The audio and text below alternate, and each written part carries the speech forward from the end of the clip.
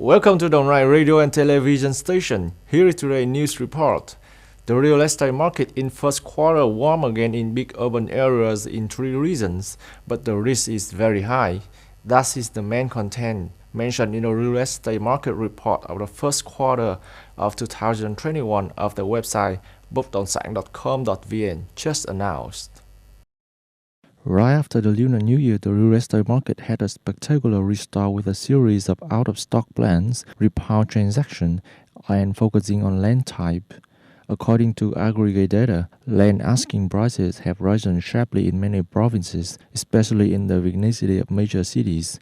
Land prices in Thái Nguyên increased by 15%, in Hòa Bình increased 102%, Huế City increased by 19%, Biên Hòa increased 16%. According to experts, the market was excited again due to the impact of macroeconomics. Land fever is also the consequence when people's need to invest in land is greater than the need to live. Experts warn of legal risk and price risk if the investor chase after this trend. According to Đồng Nai Department of Industry and Trade, in March, import turnover of animal feed and raw materials were estimated at about 83.5 million US dollars, accounting for 5.8% of the total import turnover of the province and up 17.8% over the previous month. Generally, in the first quarter of 2021, import turnover of this commodity were estimated at nearly 220 million US dollars, up slightly by 0.3% over the same period last year. The increase in the import turnover of this commodity is due to the continued development of the husbandry situation in the province and the maintenance of the work of reherd of pigs. According to the Department of Statistics, it is estimated that the total cattle herd of the province as of March 2021 is more than 2.1 million, an increase of about 4% over the same period last year.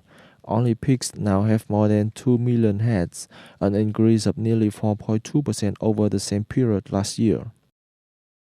Đồng Nai province concentrating on industrial zones, so the demand for labor, especially technical labor, is always high. Therefore, vocational education institutions are always proactive in enrollment and improving the training efficiency. At Đồng Nai Technical College in the past few years, occupational groups such as mechanics, electricity, industrial electricity, refrigeration always have attracted a large number of students to study. In order to improve the quality of training next school year, the school will reduce about 300 quotas in the college system and increase in entry points in some occupations. Also, one of the schools attracting large number of students to study, next school year, Hòa Bình Xuân Lộc College continues to train 29 occupations, of which the intermediate system has 19 occupations. The total enrollment quota is 1,800 students.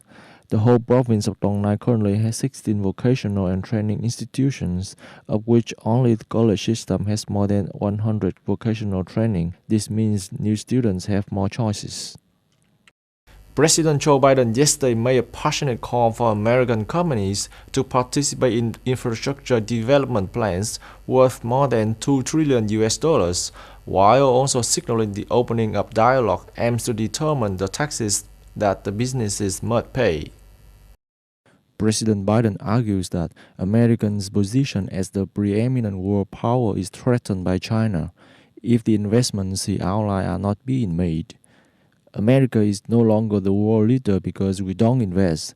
I don't know why we don't realize this, he stressed. He noted that China is relying on America's democracy to function too slowly, too restrictive, and too divided to keep up with the pace. Currently, President Biden is facing fierce opposition from Republicans, major corporations, and even some Democrats about some of the content in his proposal, which must be approved by the Congress to become reality.